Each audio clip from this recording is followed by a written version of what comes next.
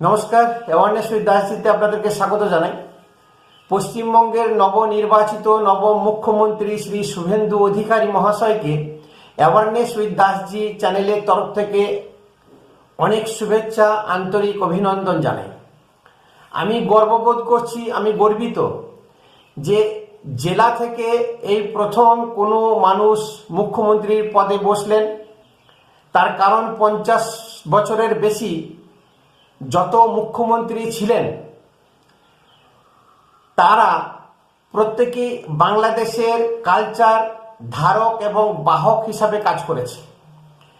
বাংলাদেশের নোংরা পলিটিক্সকে পশ্চিমবঙ্গে ঢুকিয়ে ভারতকে, বিশেষ করে বাঙালি সমাজকে কলুষিত করা, যা নয় তাই করা এবং পশ্চিমবঙ্গের যে অরিজিনাল বাঙালি তাদেরকে পিছিয়ে রেখে দেওয়া, তাদের প্রতি যে একটা অনীহা বরাবরের ছিল, সেই জিনিস কিন্তু আশা করি দূর হতে চলেছে। শুভেন্দু যদি না থাকতো তাহলে এই সমস্ত হিন্দু ভোটকে একত্রিত করতে পারতো না, হিন্দু মানুষকে একত্রিত করতে পারবো না। 2021 সালের পরে যে পোস্ট পোল ভায়োলেন্স হয়েছিল, তারপরে বিজেপির কোনো নেতৃত্ব, কারো দম ছিল না বাইরে বেরিয়ে গিয়ে মিটিং মিছিল করা, যারা বিতাড়িত হয়েছিলেন, যাদের বাড়ি ঘরদর জ্বালিয়ে দিয়েছিল তাদের পাশে দাঁড়ানো, এরকম কোনো নেতা ছিল না একমাত্র শুভেন্দু অধিকারী ছাড়া। সেই শুভেন্দু অধিকারী একজন যোগ্য ব্যক্তি মুখ্যমন্ত্রিত্ব পাবার জন্য। নরেন্দ্র মোদী, অমিত শাহের হাত ধরে বা সহযোগিতায় বিশাল একটা ম্যান্ডেট নিয়ে যে বিজেপি এখানে সরকার গড়ল, তার শ্রেয় এবং অবদান কিন্তু নরেন্দ্র মোদীকেই দেওয়া উচিত এবং ওনারই প্রাপ্য। শুভেন্দু যেসব কথাগুলো বলেছিল তার ইনিশিয়াল শুরু হয়ে গেছে। তার কারণ এখনই এই মুহূর্তে সবকিছু আমাদের আশা করাটা অন্যায়। সবার আগে পরিষ্কার পরিচ্ছন্ন করা। উনি বলেছিলেন যত দুর্নীতিগ্রস্ত পুলিশ অফিসার আছে, আমলাতন্ত্র আছে এবং নবান্নে যে সমস্ত কর্মীবৃন্দ, সচিব থেকে শুরু করে যারা এক্সটেনশনে ছিলেন, রিটায়ারমেন্ট হওয়ার পরও মমতা ব্যানার্জি যাদেরকে সরকারি টাকা দিয়ে পুষেছিলেন, প্রত্যেকে কিন্তু বিদায় করছেন এবং বর্তমান সচিব নোটিশ দিয়ে দিয়েছেন। যারা অবসর পাওয়ার পরও এখানে চাকরি করছিলেন তাদেরকে নবান্নে আসা নিষেধ। যদিও এখন আর নবান্ন থাকবে না, শুভেন্দু অধিকারী বিধানসভাতে বসে কাজ চালাবেন। মহাকরণের বা রাইটার্স বিল্ডিংয়ের কাজ সম্পূর্ণ হলে সেখানে উনি বসবেন। বিশেষ করে কালীঘাটের ওসি শান্তনু সিনহা ও বিশ্বাস, যিনি মমতা ব্যানার্জিকে মা বলতে ডাকতেন, সেই শান্তনু সিনহা বিশ্বাসের হাত ধরে হাজার হাজার কোটি টাকার দুর্নীতি যে ভাইপো করেছে, কালীঘাটে পৌঁছে দিত, সেই শান্তনু সিনহা এখন নিরুদ্দেশ, লুকআউট নোটিশ জারি করেছে ইডি। সেই শান্তনু সিনহার আন্ডারে যত পুলিশ অফিসার ছিল, তাদের আন্ডারে যত পুলিশ অফিসার ছিল, 90-93 থেকে 100 জন পুলিশ অফিসারকে শুভেন্দু অধিকারী বিভিন্ন জায়গায় ট্রান্সফার করে দিচ্ছে, কলকাতা থেকে বিতাড়িত করেছে। নবান্নে যত সরকারি কর্মচারী যাদের ফেডারেশন ছিল, তার নেতা, সেই কর্মী, তাকে দার্জিলিং পাহাড়ে কোনো একটা জায়গায় পোস্টিং করে দিচ্ছে, এখানে তোমার দাদাগিরি চলবে না।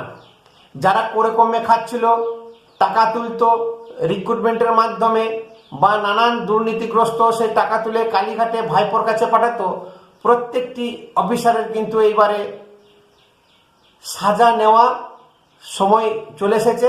শুভেন্দু অধিকারী গুনে গুনে তাদেরকে ব্যবস্থা নেবে। এখন প্রশ্ন হচ্ছে, তৃণমূল দলের মধ্যে নানান রকমের কেওয়াস, যত মুখপাত্র ছিল, কুণাল ঘোষ থেকে রিজু দত্ত থেকে শুরু করে ছাত্র যুবনেতা, প্রত্যেকেই কিন্তু ভাইপোর এবং কালীঘাটের প্রতি বিষ উগলে দিচ্ছে, টিএমসির দলের বিরুদ্ধে কথা বলছে। তারা নিজেদের পিঠ বাঁচাবার জন্য, সংসার, তাদের ছেলে মেয়ে বউর পিঠ বাঁচাবার জন্য, ঘর বাড়ি বাঁচাবার জন্য তারা এই কিন্তু বিভীষণ নীতি নিয়েছে। কিন্তু মানুষ কিন্তু ভুলে যায়নি, মানুষ এর বদলা অবশ্যই নেবে, জনগণ কিন্তু ভুলেনি। আজকে কল্যাণ ব্যানার্জি বলছে অভিষেকের উত্থানই হলো তৃণমূলের পতন, আর সেই শুভেন্দুই সেই সুযোগটা গ্রহণ করলো, আজকে ব্রিগেডের শপথ নিল। প্রত্যেকেই বলছে টিএমসির যত নেতা নেত্রী আছে, কিন্তু আমি একটা কথা বারবার বলি, শয়তানের হরেক রকমের বুদ্ধি, শয়তান কোনোদিন চুপ থাকে না। আর মমতা ব্যানার্জির মতন এত ইতর ছোট লোক, বস্তি বাড়ির মেয়ের থেকেও বেহদ্দ বিজেপির বিধায়িকা কলিতা মাঝি, চন্দনা বাউরির থেকেও নিচু স্তরের প্রকৃতির মহিলা, ঝগড়ুটে মহিলা। উনি ঝগড়া একগুঁয়েমি ছাড়া কিছু বুঝেন না। ভদ্রতা বলতে শরীরের মধ্যে কিছু নেই, তা না হলে উনি রেজিগনেশন আগেই কিন্তু দিয়ে দিতেন। উনি আবার ফন্দি ফিকির করছেন যে কিভাবে বিজেপিকে রোখা যায়। যে সিপিএমকে হারিয়ে মমতা ব্যানার্জি এসেছিল, সিপিএম ছিল প্রধান শত্রু, এখন বলছে বাম অতি বামের সঙ্গেও আমরা জোট বাঁধব। বাম অতি বাম বলতে যত নক্সালাইটস আছে, যত পুরুলিয়া বান্দোয়ান যত নকশাল আছে, আমরা জানি দীপঙ্কর চক্রবর্তী নক্সালাইটস লিডার, তাদের সঙ্গে যোগ রেখে শুরু থেকেই ছিল আবার নতুন করে একটা অশান্তি পাকানোর চেষ্টা করা। শান্ত বাংলাকে অশান্ত কিভাবে রাখা যায় সেই ছক কিন্তু মমতা ব্যানার্জি করছে। মমতা ব্যানার্জির কাছে নানান ফোন মেসেজ আসছে বাংলাদেশ থেকে যে আপনি একটু স্বাধীন রাষ্ট্র ঘোষণা করে দিন, সমস্ত বাংলাদেশি আমরা যত আছি পুরো দমে আপনাকে সাপোর্ট করব, ভারত সরকারকে নাস্তানাবুদ করে দেবো। যেন পশ্চিমবঙ্গটা মমতা ব্যানার্জি বাবার সম্পত্তি, পশ্চিমবঙ্গ মমতা ব্যানার্জি নিজে করেছে, তৈরি করেছে, যে উনি যা বলবেন তাই হয়ে যাবে। ভারতের কোনো সংবিধান নেই, ভারতের কোনো মানুষ নেই। আজকে শ্যামাপ্রসাদ মুখার্জি যদি না থাকতো তাহলে এই পশ্চিমবঙ্গ কবে পূর্ব পাকিস্তান হয়ে যেত এবং যত হিন্দু আছে তাদেরকে ধর্মান্তরিত হতে বাধ্য হতে হতো। মমতা ব্যানার্জি কিন্তু সেই চেষ্টাই করেছিলেন, বহু দূর পর্যন্ত চলে গেছিলেন যে পশ্চিমবঙ্গকে কিভাবে ইসলামিস্ট ঘোষণা করা যায়, কিভাবে হিন্দুদেরকে বিতাড়িত করা যায়, কমজোর করা যায়।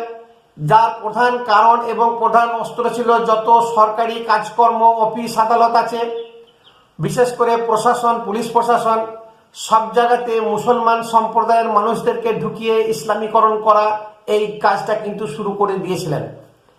আজকে মোদি আইবি এবং র রিপোর্ট পেয়ে, অজিত দোভালের রিপোর্ট পেয়ে যদি সর্বশক্তি দিয়ে এখানে না নামতেন তাহলে পশ্চিমবঙ্গ কিন্তু অদূর ভবিষ্যতে ভারত থেকে বেরিয়ে যেতে বাধ্য হতো। শুভেন্দু অধিকারী ও টিএমসি মেন্টালিটি বা সেকুলার মেন্টালিটি নিয়ে যদি মনে করে আমি সরকারটা চালাবো, কিন্তু পারবেন না। তার কারণ শুভেন্দু অধিকারী যেভাবে হিন্দু জাগরণ শুরু করেছিলেন, যেভাবে হিন্দুদেরকে উত্তেজিত করে বা একত্রিত করেছেন, সেইটা যদি আবার ডিসপার্স হয়ে যায় তাহলে শুভেন্দু অধিকারীও কিন্তু আজ থেকে না হলেও 10 বছর পরেও কিন্তু মমতা ব্যানার্জির মতন অবস্থা হতে পারে। যে হিন্দু জাগরণ শুরু হয়েছে সেইটাকে ঘি ঢেলে কন্টিনিউ কিন্তু প্রজ্বলিত করতে হবে, করে রাখতে হবে, হিন্দু ঘরেই থাকতে হবে। মুসলমান ভোট বিজেপি পায়নি, মুসলমানদের হয়ে কাজ করার কোনো দরকার নেই। আপনারা আমার চ্যানেলকে সাবস্ক্রাইব করবেন।